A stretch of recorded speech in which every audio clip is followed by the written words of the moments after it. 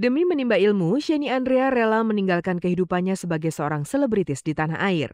Rencananya dalam waktu dekat, mantan kekasih Okan Cornelius ini akan meninggalkan pekerjaannya di tanah air untuk menimba ilmu di negeri Paman Sam. Tak jauh-jauh untuk pendidikannya itu, Sheni mengambil bidang sinematografi. Rupanya selama bertahun-tahun bekerja di hadapan kamera, ia tertarik untuk lebih mengenal bidang pekerjaannya itu secara lebih mendalam. Visi aku tuh sebenarnya dari dulu pengen.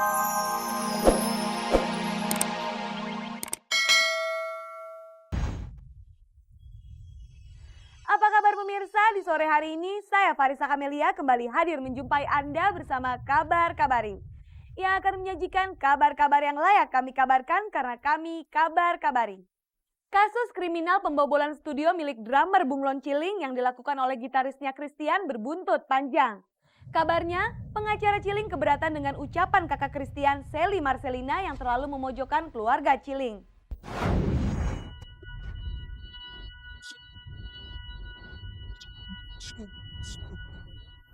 Awalnya persoalan antar teman yang melibatkan Andre Ciling dengan pria bernama Christian Wailan alias Kice ini hanya sekedar pencurian biasa.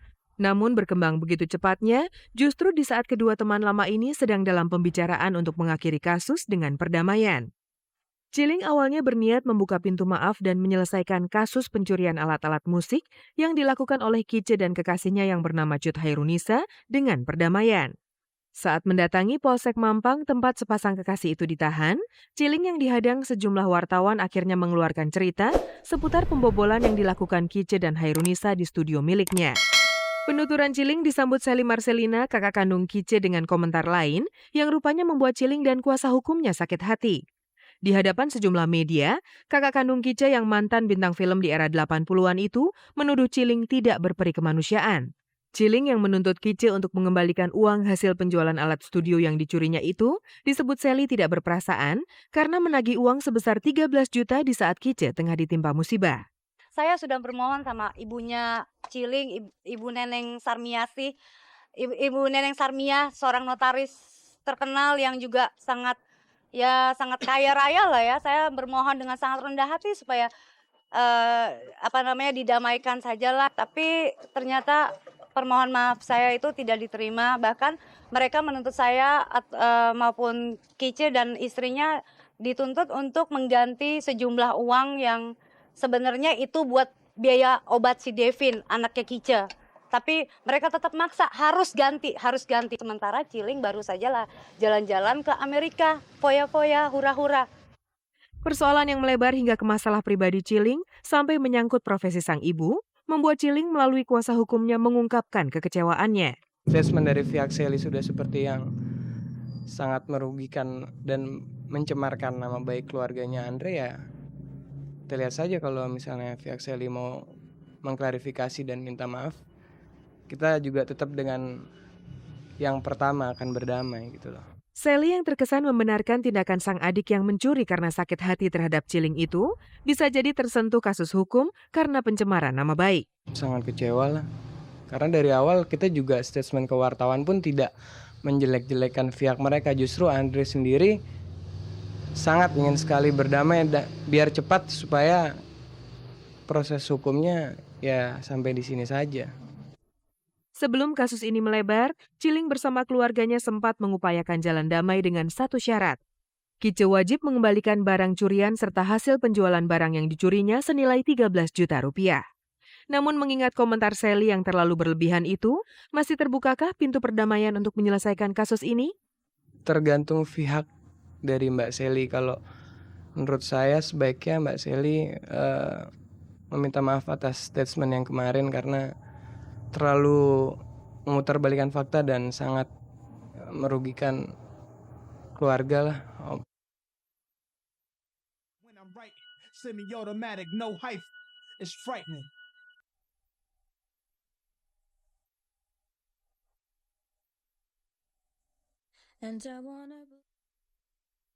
Setelah resmi terikat tali pertunangan, Desi Ratnasari dengan kekasihnya Irwan Dani Musri kabarnya tengah sibuk mempersiapkan rencana pernikahan mereka.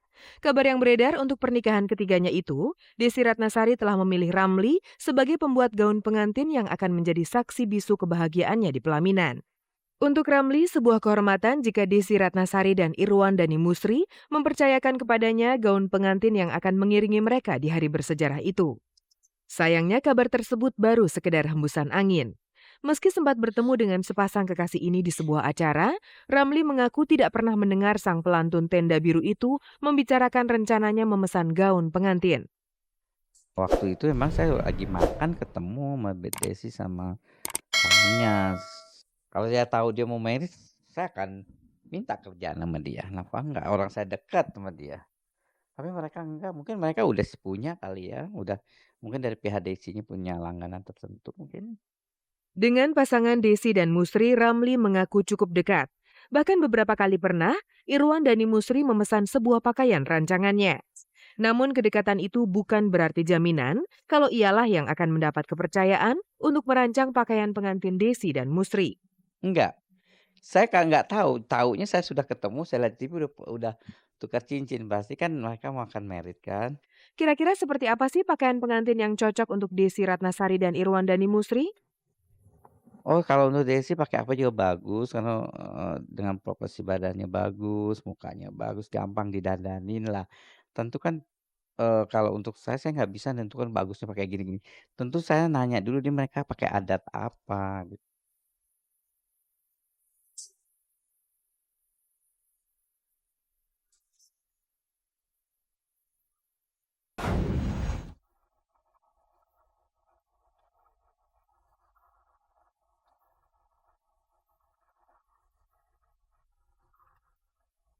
Demi menimba ilmu, Sheni Andrea rela meninggalkan kehidupannya sebagai seorang selebritis di tanah air. Rencananya dalam waktu dekat, mantan kekasih Okan Cornelius ini akan meninggalkan pekerjaannya di tanah air untuk menimba ilmu di negeri Paman Sam. Tak jauh-jauh untuk pendidikannya itu, Sheni mengambil bidang sinematografi.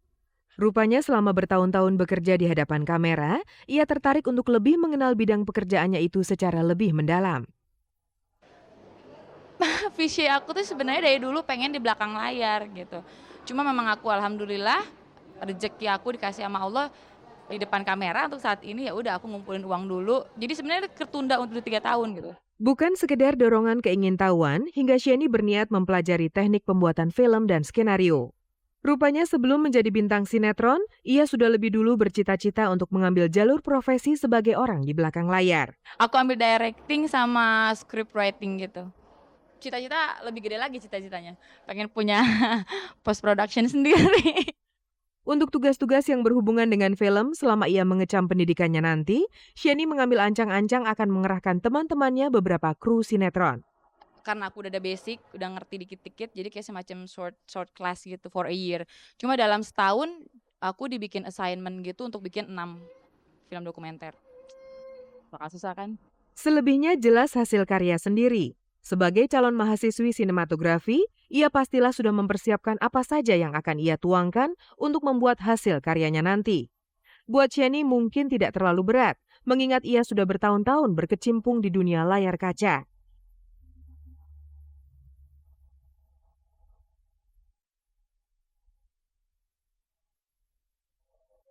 Syuting film di luar negeri memberikan pengalaman yang berbeda jika dibandingkan di negeri sendiri. Seperti yang dialami oleh Dina Olivia yang baru saja menyelesaikan syuting di kota San Francisco, Amerika Serikat. Pemirsa ingin tahu cerita Dina di sana? Simak liputan berikut.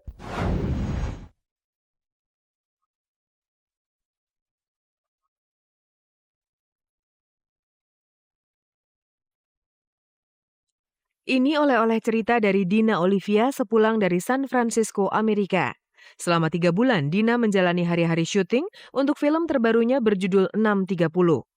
Meski sudah memiliki cukup pengalaman akting dalam film Tusuk Jaya Langkung, 30 Hari Mencari Cinta dan Belahan Jiwa, tapi tidak ada yang bisa mengalahkan pengalaman seru yang ia rasakan selama syuting di Amerika. Yang lucunya karena mereka semua adalah teman-teman aku dan kita kerja proyek bareng gitu loh. Wah, ini adalah proyek kita bersama gitu. Jadi aku sekali-sekalinya aku jadi kru juga. Aku kadang-kadang angkat lighting, kadang-kadang cue card. Awalnya inisiatif Dina untuk ikut terjun membantu proses pembuatan film yang diperankannya bersama DJ Wingky itu sempat dilarang oleh kru film yang lain. Tapi kekerasan hatinya untuk menimba ilmu dan pengalaman lebih banyak lagi di dunia film membuatnya rela berpanas-panasan sambil terkadang dimarahi layaknya kru lapangan. Aku lebih pas di sana ya, aku lebih belajar gimana sih cara proses berlangsungnya produksi itu seperti apa.